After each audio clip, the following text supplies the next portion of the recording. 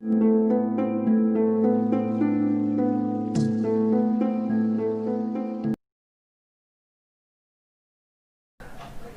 दोस्तों, मैं धीरज 20 minute channel में आपका एक बार फिर से स्वागत करता हूं। आज मैं आपको बताना चाहता हूं कि किस प्रकार से आरओ को हम पाइप से डिस्कनेक्ट करके और दोबारा से इंस्टॉल कर सकते हैं। अगर हम कहीं शिफ्टिंग करते हैं तो उस दौरान हमें इस चीज़ की बहुत आवश्यकता पड़ती है कि पाइप को डिस्कनेक्ट करना है, और इस समय हमें जल्दी में होते हैं, कोई टेक्नीशियन हमारे पास आ नहीं पाता है या किसी तरह की प्रॉब्लम होती है, तो उस समय हम खुद ही आरओ को पाइप से डिस्कनेक्ट करके और उसको हम कहीं दूसरी जगह पे शिफ्ट कर सकते हैं। तो मैं वीडियो के माध्यम से आपको ये बताना चाहूँगा कि पाइप को आरओ से डिस्कनेक्ट करना बहुत ही आसान है। बस ये है, थोड़ी सी सावधानी बरतनी होती है। अगर हम ज़्यादा उसके साथ ज़बरदस्ती करते हैं तो टूटने का डर रहता है। तो छोटा सा एक वीडियो है, आप उसको देख के अच्छे से समझ सकते हैं। बाकी प्रॉपर अगर आपको इंस्टॉलेशन करवानी है तो आपको प्रोफेशनली टेक्नीशियन के द्वारा ही इंस्टॉलेशन करवानी चाहिए, खुद नहीं करनी चाहिए। ऐसे में आपका आरओ गिरने का डर रहता है। प्रॉपर इंस्टॉलेशन अगर नहीं हुई तो आपका आरओ टेढ़ा रहेगा, ओवरफ्लो हो सकता है, लीकेज हो सकती है, कई तरह की समस्या हो सकती है।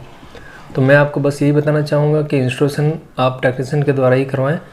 और बाकी छोटी मोटी जो आप पाइप को डिस्कनेक्ट करके या आप इधर से उधर शिफ्टिंग करना चाहते हैं, वहाँ पे कहीं दूसरे स्टेट में जाना चाहते हैं, तो उसके लिए आप खुद ही उसको पाइप को अलग हटाकर और कहीं पे भी आप लगा सकते हैं। या ऐसा भी हो सकता है कि आपके घर में कभी कोई डेंटिंग पेंटिंग करवा रहे हैं, तो उस समय आपको वहाँ से आरओ को हटाना है थोड़ी देर के लिए, पेंट वेंट कराने के बाद फिर दोबारा लगाना है। तो इस छोटे से काम के लिए आपको किसी अलग से टेक्नीशियन को बुलाने की आवश्यकता नहीं पड़ेगी। आप नॉर्मली पाइप को आरओ से डिस्कनेक्ट करके हटाकर और दोबारा से जब पेंट हो जाए उसके बाद दोबारा से उसको हैंग कर सकते, लगा सकते हैं। तो आइए छोटा सा वीडियो आप देख लेते हैं और उसमें आपको समझ में आ जाएगा कि हाँ, इसमें कैसे आरओ को लगाया जाता है, कैसे आरओ को हटाया जाता है। इसमें आप देखेंगे कि एक 20 वाट का आरओ रखा हुआ है हमारे सामने, और जो टेक्नीशियन है कितनी आसानी से इस पाइप को डिस्कनेक्ट कर रहा है। बड़े ही आसानी से इसने ये आराम से निकाल दिया है, और उतने ही आसान तरीके से ये उसको लगा देगा। एक्चुअली इनका एक्सपीरियंस है, ये आराम से निकाल भी सकते हैं और उसमें आराम से कनेक्ट भी कर सकते हैं। लेकिन जब फर्स्ट टाइम कोई इस्तेमाल करता है तो वो इस तरह से नहीं कर सकता। इसके लिए मैंने ये सारे पिक डाले हैं और मैं इसको बिल्कुल बारीकी से समझाऊंगा। तो सबसे पहले मैं आपको दिखाना चाहता हूँ, ये आरओ वाटर प्यूरीफायर के पाइप हैं जो मशीन के अंदर मशीन के बाहर होते हैं। दो तरह से हैं, एक पतला एक मोटा है। मैंने दोनों पाइप इसलिए लिया कि कई आरओ में पतला भी पाइप होता है, कई आरओ में मोटा पाइप होता है, तो आपको दोनों में दिक्कत नहीं आएगी। इन दोनों को मैं कनेक्ट करने के लिए एक कनेक्टर लेता हूँ। मोस्टली कनेक्टर हर तरह के होते हैं। ये 2 साइड कनेक्टर है जिसमें एक साइड मोटा पाइप एक साइड पतला, ताकि मैं एक ही कनेक्टर से दोनों चीज़ दिखा सकूं कि पतले पाइप को कैसे कनेक्ट करते हैं और मोटे पाइप को कैसे कनेक्ट करते हैं।